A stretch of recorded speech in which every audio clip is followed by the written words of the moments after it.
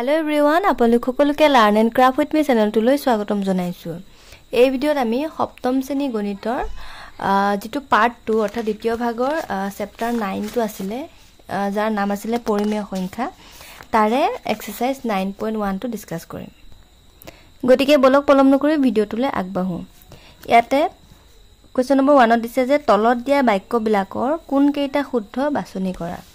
আৰু তোমালোকৰ ইংলিশ মিডিয়ামত দিয়া আছে যে select the correct option from the following sentence মানে শুদ্ধ উত্তৰ মানে এইকেইটাৰ ভিতৰত কোন কেইটা শুদ্ধ উলিয়াব দিছে ঠিক আছে। তে ফাৰ্ষ্টতে দিছে যে all natural numbers are integers অৰ্থাৎ সকলোবিলাক স্বাভাৱিক সংখ্যা অখণ্ড সংখ্যা হল। এতিয়া প্ৰথমতে আমি জানি লব লাগিব স্বাভাৱিক সংখ্যা ইয়াতে integers মানে অখণ্ড সংখ্যা এইবিলাক মানেনো কি প্ৰথমতে আমি জানি লব লাগিব ঠিক আছে। এতিয়া চোৱা স্বাভাৱিক সংখ্যাক আমি কি বুলি কওঁ নেচাৰেল নাম্বাৰ বুলি কওঁ হয়। এটা নেচাৰেল নাম্বাৰ কোনবিলাক আমি সকলোৱে জানো যে 1 ৰ পৰা আৰম্ভ কৰি আটাইবিলাক সংখ্যাক আমি কি বুলি কওঁ নেচাৰেল নাম্বাৰ অৰ্থাৎ স্বাভাৱিক সংখ্যা বুলি কওঁ। ঠিক তেনেদৰে হোল নাম্বাৰ মানে হৈছে পূৰ্ণ সংখ্যাত 0 ৰ পৰা ষ্টাৰ্ট কৰি মানে 0 টো আগত থাকে তাৰপিছত 1 2 3 এনেকৈ গৈ থাকে হল অখণ্ড আৰু এইবিলাক মানে তুমি বহাই গৈ থাকিলে বাঢ়ি গৈ থাকিব। Next আহিব তোমাৰ পূৰ্ণ সংখ্যা যাক কোৱা হয় ইন্টিজাৰ্স পূৰ্ণ সংখ্যা হোল নাম্বাৰ বুলি কয় আৰু ইন্টিজাৰ্স মানে কয় অখণ্ড সংখ্যা হল। ইন্টিজাৰ্স মানে কি অখণ্ড সংখ্যা তোমালোকে ধুনীয়াকৈ লিখি লবা। তে অখণ্ড সংখ্যাবিলাক কোনবিলাক আছিলে যিবিলাক আমি সংখ্যা ৰেখাত বহাব পাৰো হয় যেনে ধৰা -1 -2 তোমালোকে সংখ্যা ৰেখাডাল জানা হয়নে 0 টো মাজত থাকে সোঁ সাইডে থাকে ধনাত্মক সংখ্যাবিলাক আৰু বাওঁ সাইডে থাকে ঋণাত্মক সংখ্যাবিলাক এইবিলাকক কি বুলি কোৱা হয় অখণ্ড সংখ্যা বুলি কয়।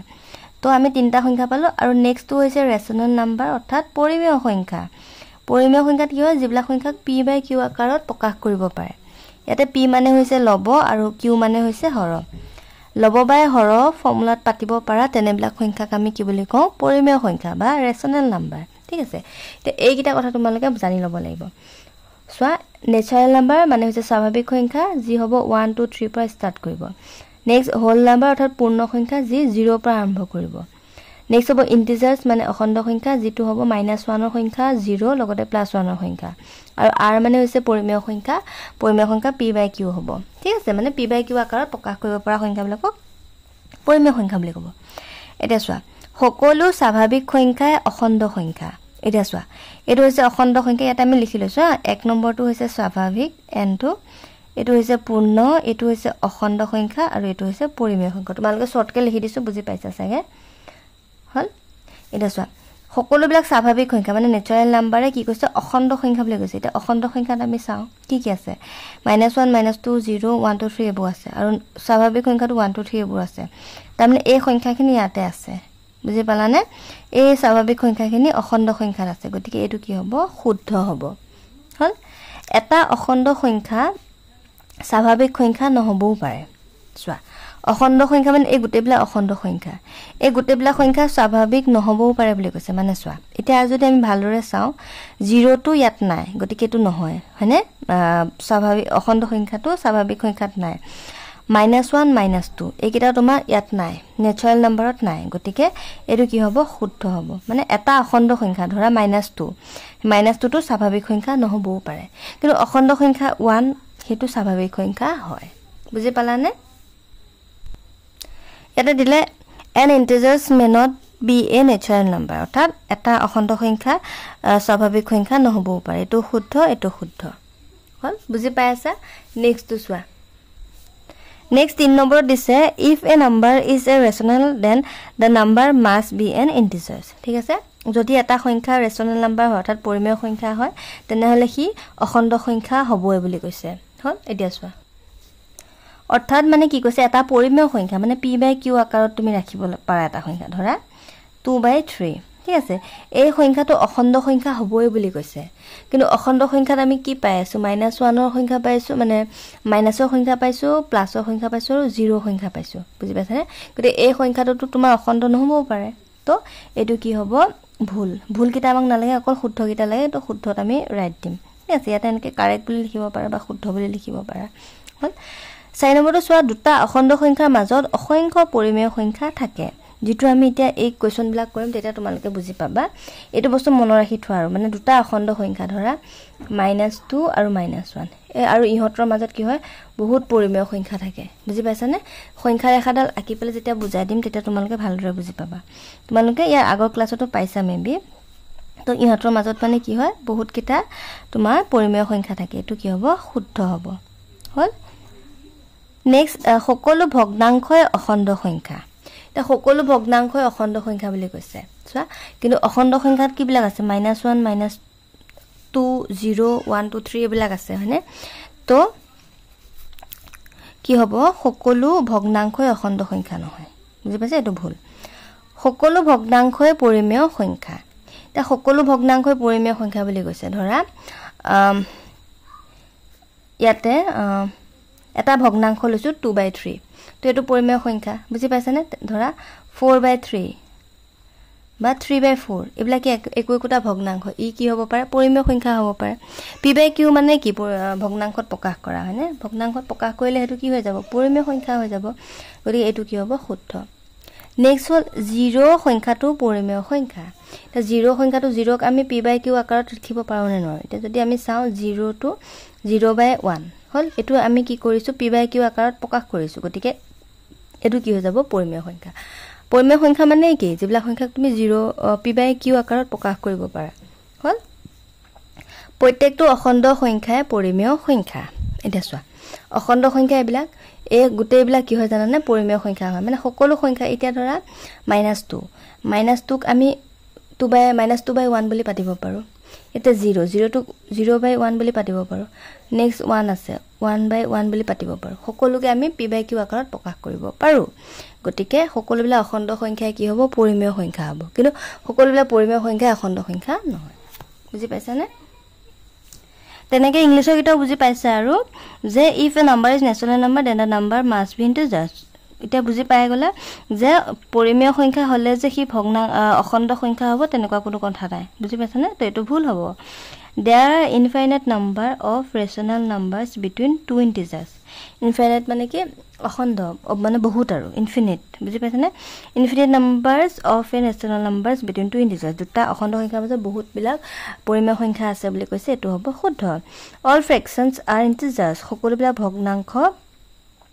অখণ্ড সংখ্যা বুলি কৈছে এটো নহয় সকলো অখণ্ড সংখ্যা সকলো ফ্ৰেকশনে ইন্টিজাৰ্স নহয় এটো আমি এটা শিকি আহিলো হয়নে মানে ভগ্নাংশ এটা ফ্ৰেকশন মানে কি এটা ভগ্নাংশ ধৰা 4/6 এটো ইন্টিজাৰ্স নহব পাৰে বুজি পাইছানে তো এটো ভুল নেক্সট হ'ব all fractions are rational number সকলোবিলাক ফ্ৰেকশন কিন্তু পৰিমেয় সংখ্যা হয় ইহঁতক আমি কি বুলি কওঁ r বুলি কওঁ সকলোবিলাক ভগ্নাংশ পৰিমেয় সংখ্যা গতিকে এটো শুদ্ধ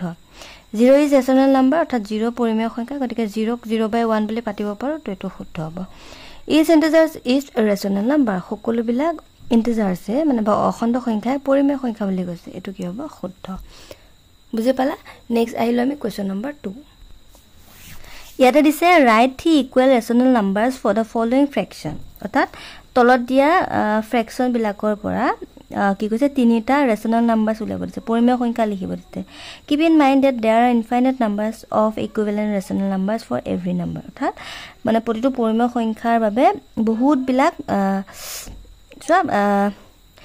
মানে অসংখ্য পৰিমেয় সংখ্যা আছে বুলি কৈছে ঠিক আছে এইবিলাকৰ কাৰণে মানে অখণ্ড সংখ্যা আছে বুলি মানে সোৱা এইবিলাক যিবিলাক সংখ্যা আমাক দিয়া হৈছে ইহঁতৰ কাৰণে মানে অসংখ্য পৰিমেয় সংখ্যা আছে ঠিক আছে এতিয়া সোৱা আমি কেনেকৈ কৰিম ফাৰ্ষ্টতে দিছে 4/5 হল এটা ইয়াক আমি কেনেকৈ কৰিম চাই লোৱা একদম ইজি প্ৰথমতে পাতি লবা 4/5 -4/5 আকৌ নেক্সট -4/5 হল তে ইয়াক প্ৰথমতে 2 ৰে পূৰণ কৰি দিয়া তলে ওপৰে নেক্সট 3 ৰে পূৰণ কৰি দিয়া তলে ওপৰে নেক্সট 4 ৰে পূৰণ কৰি দিয়া তলে ওপৰে এটা যে অকল 2 3 4 ৰে পূৰণ কৰিবা তেনেকুৱা কথা নাই তোমালোকে বেলেগ সংখ্যা দিও পূৰণ কৰিব পাৰা হল এটা পূৰণ কৰি দিয়া কি হ'ব 4 2 8 -12 কাৰণে -8 হল 5 2 10 4 3 12 -12 5 3 15 4 4 16 মাইনাস হ'ব আৰু 5 4 20 হল এটাকে তিনটা পৰিমেয় সংখ্যা কি কি পালা -8/10 -12/15 আৰু -16/20 এইবিলাক মানে কি সমতুল্য পৰিমেয় সংখ্যা আৰু হয়নে নেক্সট সমতুল্য মানে কি আৰু তোমালোকে বুজি পাইছিলা আগতে কৰিছে মানে ধৰা 2/4 আৰু ইফালে ধৰা 6/12 হল ইহঁতক কি বুলি কম আমি সমতুল্য বুলি কম মানে কি হৈ আছে ইহঁত দুইটাকে তলে ওপৰে একেই সংখ্যাই পূৰণ হৈ আছে মানে চোৱা 2 লগত 3 পূৰণ কৰোঁতে 6 পালা 4 লগত 3 পূৰণ কৰোঁতে 12 পালা তো একেটা সংখ্যা পূৰণ হৈ আছে না আৰু পাইছা তুমি কি 6/12 গতিকে ইয়াৰ মানে সমতুল্য বুলি কয় ঠিক সেই কাৰণে আমি মানে ইহঁতক কি কৈছো একে সংখ্যাৰে পূৰণ কৰি দিছো মানে হল নেক্সট চোৱা 2/-3 হল ইয়াতো সেই একে আগৰ সৈতে প্ৰথমতে পাতি লবা 2-3 2-3 প্ৰথমতে 2 ৰে কৰিলো নেক্সট 3 ৰে কৰিম হল নেক্সট কৰিম 4 ৰে এটা কিমান পালা লিখা 2 দুগুণ 4 3 দুগুণ 6 3 দুগুণ 6 3 3 গুণ 9 4 দুগুণ 8 4 3 গুণ 12 বুজি পালা নে গতিকে আনসাৰটো কিমান পালা সো একদম ইজি হয়নে 4-6 divided by -6 6 divided by -9 আৰু 8 divided by -12 হল 3 নম্বৰটো চোৱা 3 নম্বৰ তোমালোকৰ দি দিলে -7 divided by 21 হল এইটো প্ৰথমতে আমি চাই লম হা চোৱা ইয়াতে আছে 7 ওপৰত আৰু তলত আছে 21 হল এটা যদি আমি ভালদৰে চাও 7 ৰে দুইটাকে গৈ আছে মানে 7 3 গুণ 21 তো আমি যদি কটাকটি কৰো 7 গুণ 7 7 3 গুণ 21 হল 7 ৰে দুইটাকে কাটিছো তো এফালে আমি কিমান পালো -1 divided by 3 পালো তো এটা সংখ্যা মানে সমতুল্য পৰিমেয় সংখ্যা আমি পালোই ইকুইভ্যালেন্ট ৰেশনাল নাম্বাৰছ হয়নে আৰু দুটা ওলালে হৈ যাব তো লিখা -7 divided by 21 -7 divided by 21 প্ৰথমতে 2 ৰে পূৰণ কৰা নেক্সট 3 ৰে পূৰণ কৰিবা হল কিমান পোৱা 7 দুগুণ 14 21 দুগুণ 2 গুণ 2 দুগুণ 4 42 আকৌ 3 ৰে কৰা 7 3 গুণ 21 ইয়াক 3 ৰে কৰা 3 গুণ 3 3 দুগুণ 6 হল এনসাৰটো কি পালা -1 divided by 3 -14 divided by 42 আৰু ইফালে 21 minus divided by 63 বুজি পালা এটো হৈ গল কি ইয়াৰ আনসাৰ নেক্সট টু চোৱা নেক্সট আছে 4 নম্বৰ 1 divided by -9 বুজি পাইছা আৰু লিখিলা প্ৰথমতে 1 divided by -1 1 divided by -1 1 divided by -1 হল এটা চোৱা প্ৰথমতে 2 ৰে দিয়া তাৰছত 3 ৰে দিবা তাৰছত দিবা 4 ৰে হল পূৰণ কৰি দিয়া 2 গুণ 2 9 দুগুণ 18 মাইনাস থাকা কাৰণে -18 হল 3 গুণ 3 9 3 গুণ 27 মাইনাস থাকা কাৰণে -27 4 গুণ 4 9 4 গুণ 36 মাইনাস থাকা কাৰণে -36 হল আনসাৰ ওলাই গল কেন পালা 2 -8 divided by -18 3 divided by -27 4 divided by -36 okay next 5 number এটা দিলে 40 divided by 64 এটা সংখ্যাটো অকমান ডাঙৰ দেখি ভয় খাব নালাগে একে প্ৰথমতে আমি এক কাটি চাই লওঁ 2 ৰে যেহেতু দুইটাকে যাব তো 2 20 গুণ 40 2 ৰে 2 3 গুণ 6 2 2 গুণ 4 মানে কিমান পালা 20 divided by 32 পালা হল নেক্সট এটা সব 40 divided by 40 into 2 divided by 64 no 64 into 2 এটা পালে আৰু দুটা লাগে আকৌ চোৱা 40 into 3 64 into 3 কিমান পালা চোৱা 40 দুগুণ 80 4 দুগুণ 12 2 ইকুয়াল 1 6 দুগুণ 12 1 13 4 দুগুণ 12 0 4 দুগুণ 12 2 ইকুয়াল 1 6 দুগুণ 18 19 হল 120 divided by 192 এতিয়া কি পালা লিখা ফাৰ্স্টতে লিখা 20 divided by 32 তোমালকে ইয়াত লিখিবা আৰু দে যে এটাকে 40 divided by 64 ৰ সমতুল্য পৰিমেয় সংখ্যাবোৰ হ'ল এনেকৈ লিখি দিবা